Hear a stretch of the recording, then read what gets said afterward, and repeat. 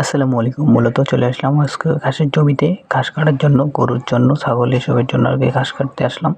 আলহামদুলিল্লাহ ঘাসগুলা অনেক ভালো হইছে এবং কি অনেক গ্রোথ, কারণ ঘাসে প্রচুর পরিমাণে যত্ন করা হইছে।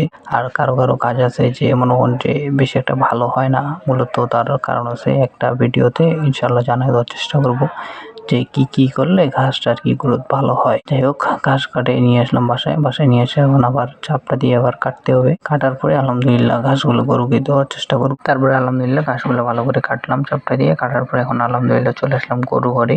গরু ঘরে আসার প্রথমেই আর কি করতে হবে, গরুকে আর কি ভালো করে পানি দিয়ে ভিজাই দিতে হবে। যেহেতু বর্তমান গরম প্রচন্ড আর কি, এই জন্য মূলত প্রতিদিন আর কি গরুকে গোসল করাই দেওয়া উচিত, দিতে হবে। না হলে আবার গরুর আর কি, যেহেতু ফিড খাওয়াচ্ছি এবং কি অন্যান্য জিনিস খাওয়াচ্ছি দানাদার, এই জন্য মূলত শরীরে আর কি গরম চড়ে যেতে পারে, এই জন্য বিভিন্ন ধরনের সমস্যা হতে পারে।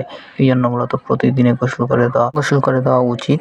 আর যারা আর কি দানাদার খাবার বা ফিড এসব জাতীয় জিনিস যদি না খাওয়ান, তাহলে মূলত আর কি আবহাওয়া যদি গরম থাকে তাহলে প্রতিদিন গোসল করাই দিবেন, না হলে আর কি গোসল প্রতিদিন না করে দিলেও হোক। যেহেতু আমি গরুকে পর্যাপ্ত পরিমাণে দানাদার খাওয়াই, এই জন্য আমি প্রতিদিনই গোসল করে দেওয়ার চেষ্টা করি।